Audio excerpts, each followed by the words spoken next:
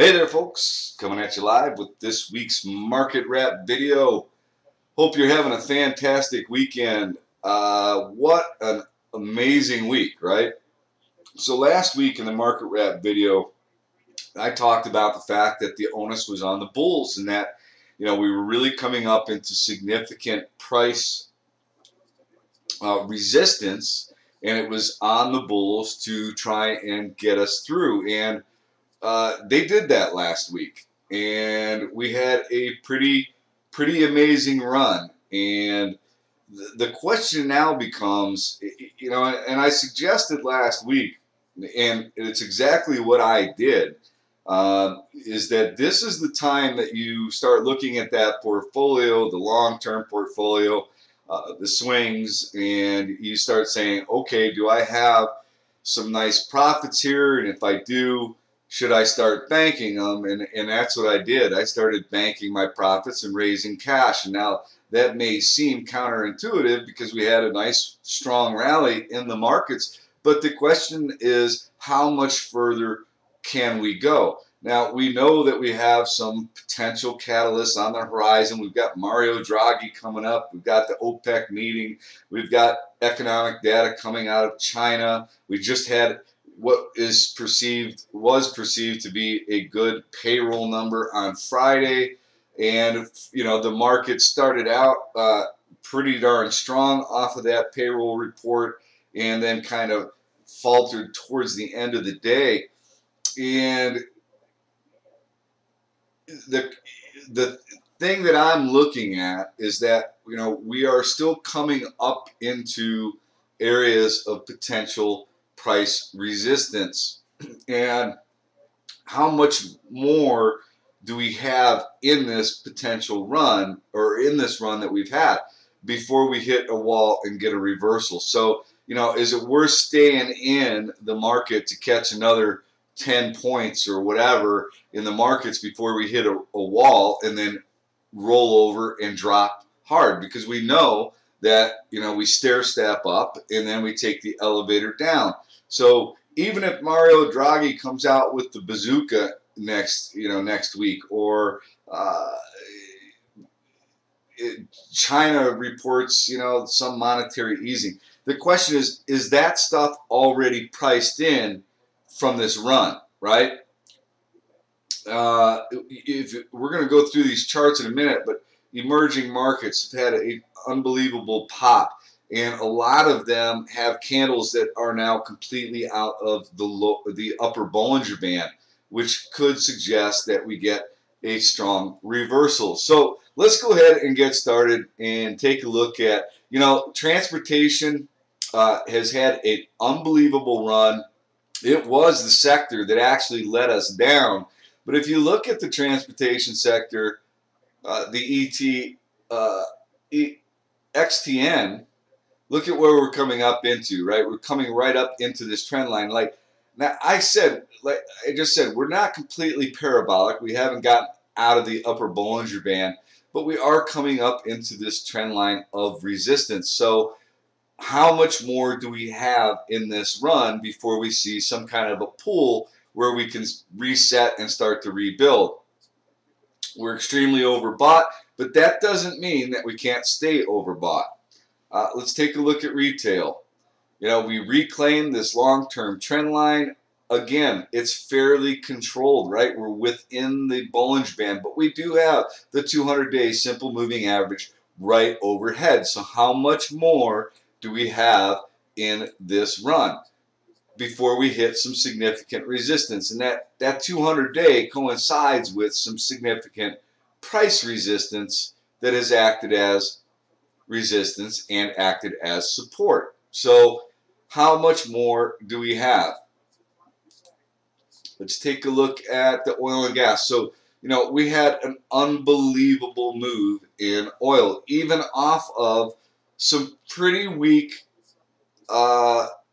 inventory numbers, right? We got a bad report, but the oil actually took off, and it caught a lot of shorts off guard. So you have these You know, and that's the thing about these counter trend rallies. They can be so explosive and last longer than anyone thinks. That's why it's, even though you may be in a, you know, a trend reversal, you get these unbelievably powerful rallies because it's just not that simple. You can't just go out and, you know, short everything and hold on to it hoping that everything's going to go to zero. It's just not that simple. So, you know, you look at what happened in oil and the energy sector, but what you have to understand is that fundamentally, there's still a lot of negative things out there, right? There are still a lot of companies that are in really, really bad financial shape. And even at $36 or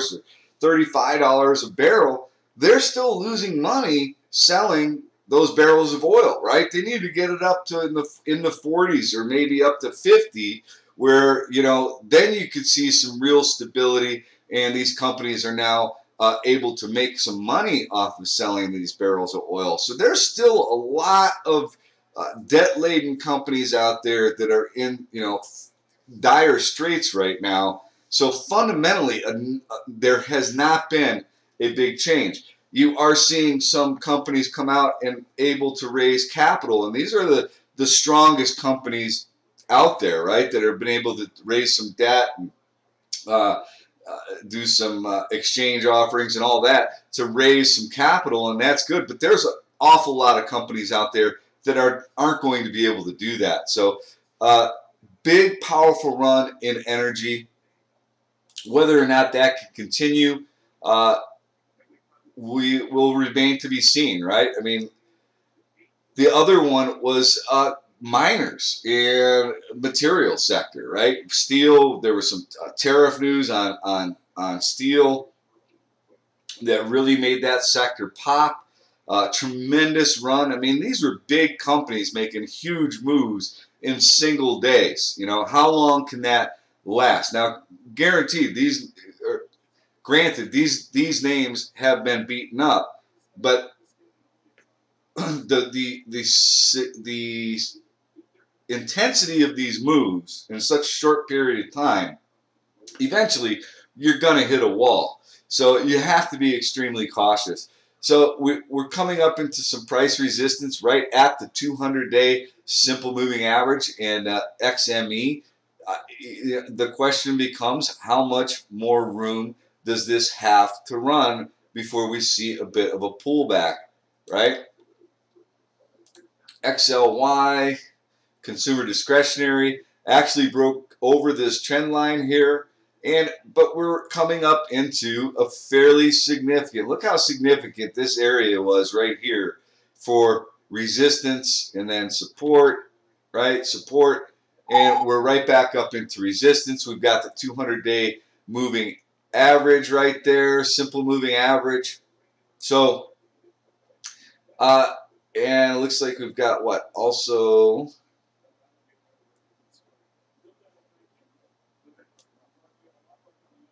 it's the 100 also. So we've got some fairly significant resistance right here in the consumer discretionary. XLV healthcare coming up into price resistance. Actually, you know, overbought. Everything looks overbought. Utilities actually look as though they're getting ready to curl to the upside, right? Worked off the overbought condition, on its way back up to testing highs.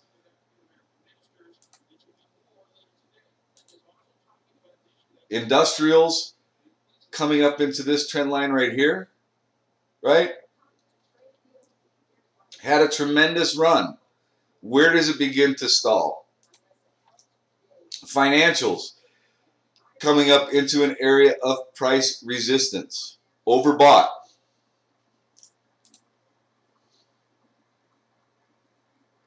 Energy coming up into an area of price resistance and the 100-day simple moving average.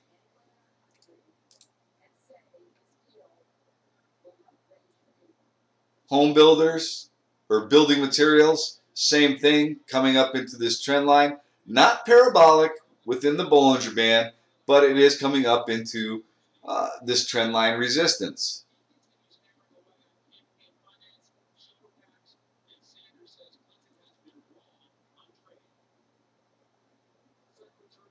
Let's go to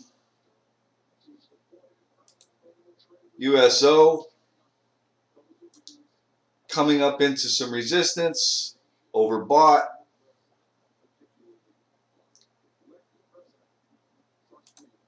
Let's take a look at TZA. So this is the bearish ETF, 3 times bear for small caps.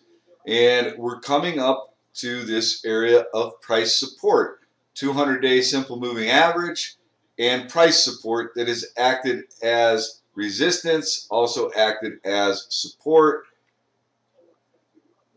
right? Support, support, resistance, resistance. So, interesting area for TZA. Volatility has been sucked out of the market, right?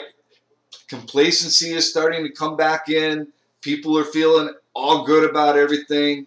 But what has really changed? I mean, if you really dig down into that employment number, wages were down. Part-time, they were part-time jobs. They weren't, these weren't fantastic jobs that were created.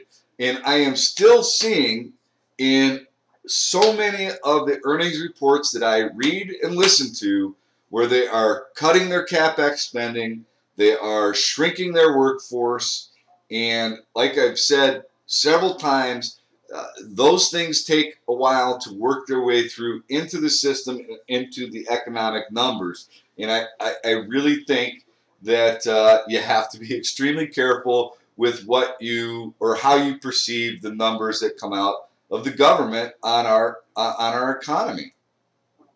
Let's take a look at TLT. It has actually been pretty weak. It looks as though we're kind of coming up into an area of price support. We did bounce off of this basically 128 on Friday. We'll see if we get any kind of a reversal and head higher next week. But here's my really big concern, and this is why I am unloading. Look, people, if you've been following me, you know that when we were down here, I was saying, look, this isn't the time you want to start loading up on your shorts. This is the time you want to start buying some stocks, right? You want to start buying some dips. And here we are, all the way up here. From being down here, we're in the 80s, right? And what do we know? Anything over 70 is where you start to, build some cash and, put some powder on the sidelines so that when we get a reversal, we can either look to take some short opportunities, or we can, wait it out and look to buy some things when they get dirt cheap again, right? So we are at the extremes in this T2108. Let's back it out to the weekly. This is the percentage of stocks over the 40-day moving average. Let's take a look at the weekly. Okay, when we get up in this area, we don't stay up there for very long. Okay? And that is an indicator to me that I need to start raising cash. I need to start booking some profits, and that is exactly what I did last week. And start exploring the opportunity of some potential short opportunities. Let me go back to the daily here. S&P 500, we got the 2,000. I think that's really what we were shooting for. We're right at the 100-day simple moving average and the 200 EMA, and we've got the 200 simple moving average right over our heads, right? Coming up into the 200-day simple moving average, how much further do we have potentially to rise before we run into some resistance? right? 2019, right in that range, up 2039. What is your upside from where we currently sit? Could the markets continue to rip another 300 points? Could the S&P go up another 200 points? Well, I suppose anything is possible. But you have to ask yourself, what is probable? And probably we're going to run into some resistance, I would suggest, in the very near future. SMH has had a tremendous run off of this long-term trend line where it bounced, and we've had an unbelievable run. Could it come all the way back up into this trend line? That is possible, right? So what are we talking about? From 53 to 53.87 or so, or maybe we get up into 54 area. Not a lot of upside. What's our potential downside? Could we come back down and test this 47? We could. Could we just grind it out? Could we just consolidate it? Do we necessarily have to have a big drop off in any of the markets? We don't have to have that. We could, do something healthy and consolidate for a bit, right? So that we can build up some more energy for the next leg up. I'm more in the camp that we're going to see a reversal, but we could just consolidate, and we'll have to play the markets accordingly as things develop. I don't have a crystal ball, believe it or not. One thing I do want to bring up real quickly is the Russell, which is the Russia 3 times bull. Now, why do I want to bring this one up? Well, look at all this down here, right? It looks like there's been a pretty good amount of accumulation in this RUSL. Let's back it out to the weekly, right? Got some accumulation going on here. And if oil continues to at least remain stable, or continues to move higher, Russell, in comparison to a lot of the emerging markets and overseas markets, has not had that significant of a move. It's kind of the lagger, right? So if you continue to see emerging markets and making a move higher, Russell could play catch up, okay? Especially if oil continues to stay stable. So this one is interesting to me. I will be watching it. It is overbought, right? But it's not completely out of the upper Bollinger Band. It's testing the 100-day moving average. Maybe you look for a pullback in this $10 range, right?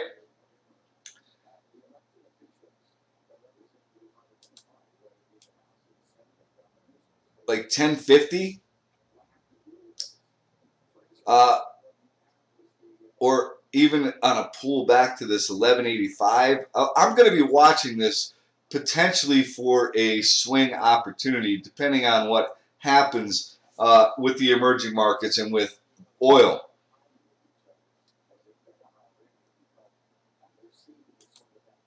Let's talk about nuggets. So in the chat room on Friday, my primary focus was gold and the miners, because it had had such a tremendous run. And I actually went long in dust and J dust pretty much not too long after the market opened. Both of those were in a complete waterfall, and gold was just going bonkers, and I thought it was getting a little overdone. So I did take a position in dust and J dust. They both worked out extremely well, and because they worked out so well, I've held a couple of lotto positions in both of them. I've taken the bulk of my profit in both those trades, but I left them open in case this move, that reversal that we saw in gold, continues. I think we could see a continuation in the move in dust and J dust, and I'll show you those charts in a minute. IWM or IBB. You know, we talked about the fact that the biotechs are still struggling. They have not played a big role in this rally, and we really needed that to happen. I felt if in order to sustain the rally, and it hasn't really played into it. Let's take a look at the IBB. Right, it's struggling here at this 270 area, and look, this whole sector is under fire from the political arena. So I think it will be very challenging for the biotechnology sector to put together any kind of sustained rally.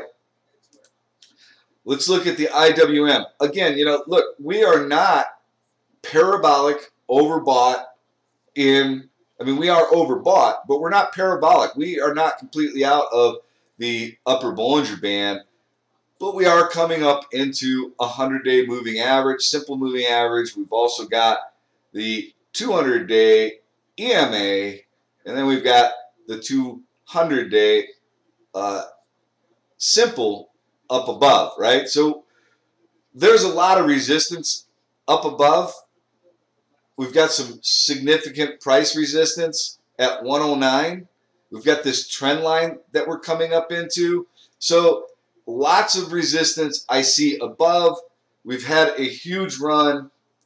When do we get that pull? Or at the very least, when will we consolidate as opposed to going straight up? Maybe we consolidate here before we make a next leg up. Like we talked about, gold had this reversal on Friday. Let's take a look at the high yield. I think this is important too. Had a tremendous run in the high yield, coming up into this resistance line, this trend line. You know, do we think after this huge run we have enough energy to break through there and continue running? You know, I would suggest that we're likely going to maybe hit a wall there.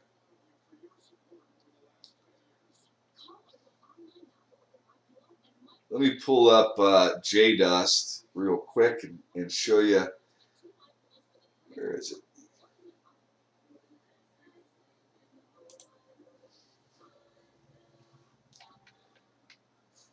Pretty nice little reversal there in JDust, right? On pretty big volume. And that is why I also decided to hold some lottos, because if this continues, these things can make tremendous runs, tremendous moves.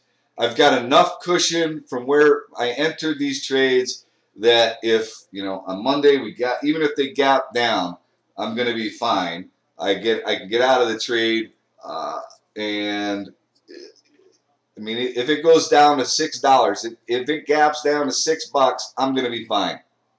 I'll get out flat on the rest of my position. But looking for potential continuation in JDust. And let's take a look at Dust. Okay, flirting with $4. Nice volume day on Dust.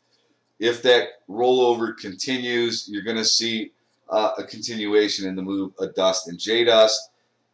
NASDAQ, again, coming up into some price resistance. And, you know, that's really it.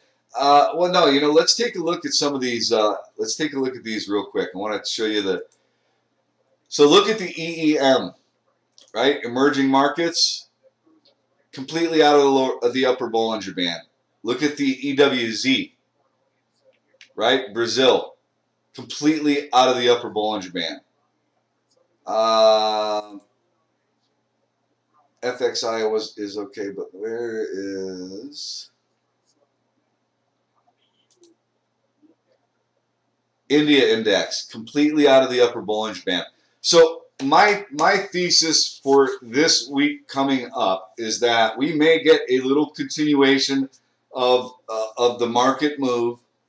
but I feel as though we are closer to an area where we may get a sharp reversal back to the downside. People are getting a little too complacent. I will be keeping an eye on some short ETFs, particularly for the SPY, and I will also be looking at volatility, UVXY, TVIX, in case we do get that rollover, and see if we get more volatility to come back into the market. So that is my plan. I'm watching gold, I'm watching dust, I'm watching J-dust, I'm watching volatility, and I am watching Russell, RUSL. I will be doing a stocks to watch live video tomorrow morning, 8 a.m. Las Vegas time on Ticker TV. If you have a stock or an index you'd like me to take a look at, feel free to tweet me, email me, and I will do my best to get them on the video tomorrow morning. Okay? All right, folks. Enjoy the rest of your weekend. And for those of you that are going to join me at Ticker TV, see you in the morning. For the rest of you, see you next week.